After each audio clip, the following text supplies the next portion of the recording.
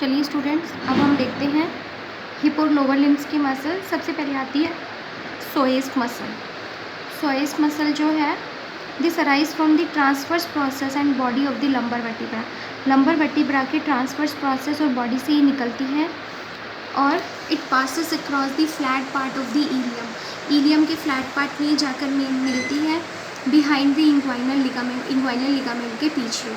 और ये ख़त्म कहाँ होती है? फीमर बोन पे जाके ख़त्म होती है टुगेदर विद द इलियकस। इलियकस मसल के साथ ये काम क्या करती है? हिप जॉइंट के फ्लेक्शन का काम करती है।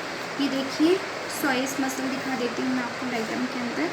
ये देखिए, ये सोएस मसल जो है यहाँ से ऐसे निकल रही है। ये क्या ये पीछे की तरफ जाती है, ठीक है। तो ये सोएस मसल ऐसे होता हुआ ये पीछे की तरफ निकलती है और ये थाइस को कवर करती है, ठीक है। फिर उसके बाद में नेक्स्ट देखिए इलियकस मसल जो है इलियक फोसा से निकलती है। ये इलियक फोसा इनॉमिनेट बोन में होता है। It originate from the iliac crest से शुरू होती है। इलियक फोसा को कवर करते हुए इसके जो टेंडन्स है वो सोएस मसल के साथ जाकर के मिल जाते हैं। It be inserted into the lesser trochanter of the femur के लेसर ट्रोकेंटर में जाकर के ये अटैच हो जाते हैं। The combined action of the iliacus and psoas दोनों का काम क्या है? हिप जॉइंट को फ्लेक्स करना। तो इलियकस मसल भी देख लीजिए डायग्राम के अंदर कहाँ पर दिखाई देती है आप लोगों को। ये देखिए इलियकस मसल यहाँ पे बहुत छोटी सी दिखा रखी है। ये इलियकस मसल है, ठीक है, क्योंकि पीछे की तरफ जा रही है इसलिए इसके एंटीरियर व्यू में सिर्फ इतना ही दिखाई देता है। उसके बाद में नेक्स्ट देखिए quadriceps femoris. Quadriceps femoris muscle जो है this is a group of 4 muscle. ये 4 मांसपेशियों से मिलकर बना हुआ होता है। Lying on the front end side of the thighs जो जांग है उसके फ्रंट में और साइड की मांसपेशियाँ बनाती है। They are rectus femoris.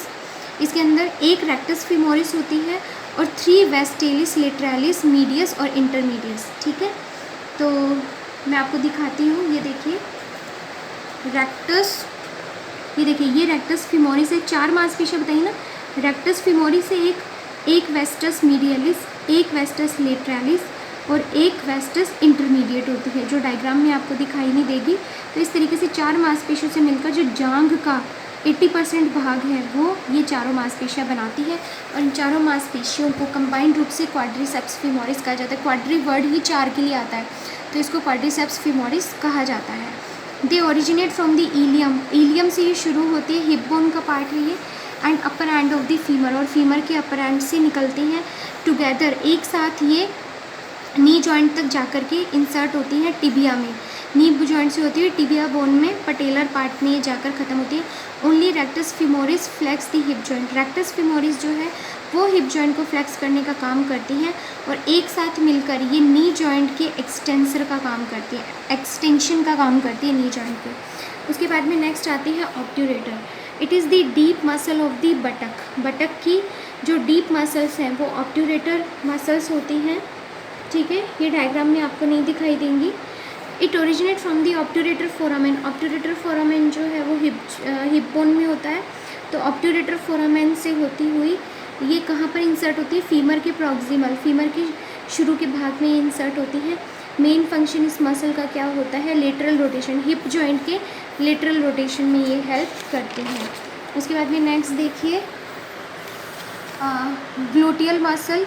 Gluteal muscles जो है ये इसके अंदर भी 3 भाग होते हैं ग्लूटियल मसल के, जो हिप का मोस्टली पार्ट बनाती है और जो हिप में जो इंजेक्शन लगता है वो ग्लूटियल मसल में लगता है।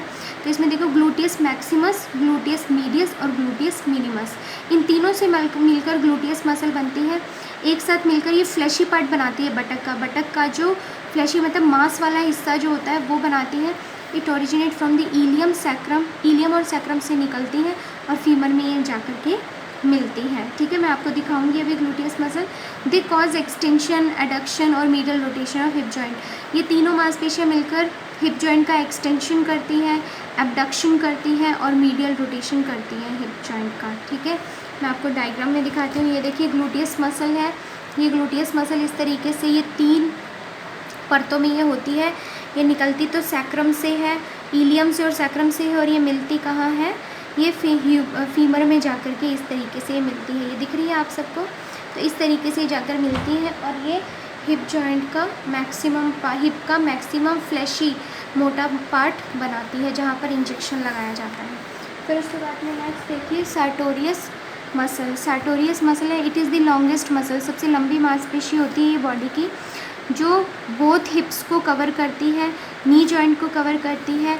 ये एंटीरियर सुपीरियर इलियक स्पाइन से शुरू होती है और ये तिरछी होते हुए हिप जॉइंट को कवर करते हुए, थाइस को कवर करते हुए, नी जॉइंट को कवर करते हुए ये इंसर्ट कहाँ पर होती है, टीबिया बोन में जाकर के ये इंसर्ट होती है। तो इस तरीके से ये सबसे लॉन्गेस्ट मसल होती है। ये अंडरलाइन करने का पॉइंट है कि ये सबसे लॉन्गेस्ट मसल है। It is associated with the flexion and abduction of the hip joint, और ये किसके साथ जुड़ी हुई होती है, हिप जॉइंट के फ्लेक्शन और एबडक्शन के साथ जुड़ी हुई होती है, नी जॉइंट के फ्लेक्शन और एबडक्शन के साथ जुड़ी हुई होती है। नेक्स्ट देखिए अडक्टर ग्रुप। अडक्टर ग्रुप के अंदर कौन सी मांसपेशी आती है, this lies on the medial aspect of the thigh, thighs के मीडियल भाग से निकलती है, मध्यस्थ भाग से निकलती है। They originate from the pubic bone, pubic bone से निकलती है, सिम्फाइसिस प्यूबिस से निकलती है, and are inserted into the femur, और ये फीमर में जाकर के मिलती है।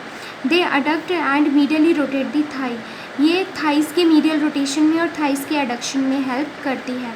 फिर देखिए हैमस्ट्रिंग मसल। हैमस्ट्रिंग मसल जो है वो किसको सप्लाई करती है, वो कहाँ से निकलती है, it lies on the posterior aspect of the thighs, thighs के पोस्टीरियर भाग से निकलती है। अभी दिखाऊंगी मैं आपको, जांघ के पीछे की मांसपेशियाँ होती हैं। Originate from the ischium, ischium से निकलती है, ईशियम भी हिप बोन है, और ख़त्म कहाँ पर होती है, टीबिया के ऊपरी भाग में जाकर ख़त्म होती है। दे फ्लेक्स द हिप जॉइंट, ये देखिए ये जांघ का पीछे का हिस्सा है, तो जांघ के पीछे के हिस्से में ये दोनों हैं, ये दोनों हैमस्ट्रिंग मसल होती है।